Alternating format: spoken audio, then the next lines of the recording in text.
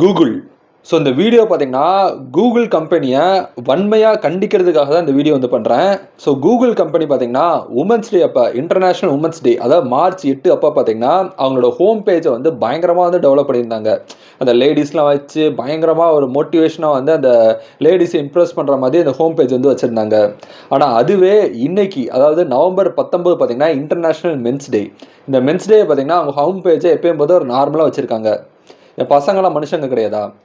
So feminism அப்படிங்கிறது ஆண்கள் பெண்கள் எல்லாமே சரிசமம் அப்படிங்கிறதா இந்த ஃபெமினிசம் அப்படிங்கிற ஒரு விஷயம் வந்து சொல்லுது. இதுக்கு உலகம் பூரா எல்லாருமே வந்து சப்போர்ட் பண்ணுறாங்க. அப்படி இருக்கிறப்ப எதுக்காக வந்து பெண்களுக்கு மட்டும் வந்து இப்போ ஒரு ஹைப்பு கொடுத்துட்டு ஆண்கள் வந்து இப்படி கண்டுக்காமல் இருக்காங்க அப்படிங்கிறது தெரில. ஸ்கூல்லையும் சரி, காலேஜ்லேயும் சரி, வேலை செய்கிற இடத்துலையும் சரி, இல்லை சொந்தக்காரங்க மத்தியிலையும் சரி, ஃபேமிலிலையும் சரி, சொசைட்டிலையும் சரி, ஆண்களை ஒரு மனுஷனாகவே யாருமே மதிக்கிறது கிடையாது. அதுவே ஒரு பொண்ணு பார்த்தீங்கன்னா ஒரு 4 சொட்டு கண்ணீர் விட்டுச்சுன்னா முடிஞ்சு போச்சு. அந்த பொண்ணு பின்னாடி எல்லாருமே வந்து அவங்க போயிடுவாங்க. அது வேலை செய்கிற இடம்னா நம்ம சொல்லவே தேவையில்லை. ஸோ ஒரு ஹையர் அஃபிஷியலாக பார்த்தீங்கன்னா பொண்ணுங்க சைடு தான் வந்து எல்லா சப்போர்ட் வந்து இருக்கும். ஒரு பொண்ணு ரோட்டில் கீழே விழுந்தால் போதும் 4 பேர் தூக்கி போகிறதுக்கு போவாங்க. பொண்ணுங்களுக்கு சப்போர்ட் வந்து எல்லா சைடுமே அதிகமாக இருக்கும். அதை நான் தப்புன்னு சொல்ல. ஸோ பெண்கள் வந்து அவங்க லைஃப்பில் நிறைய விஷயங்கள் வந்து ஃபேஸ் பண்ணுறாங்க.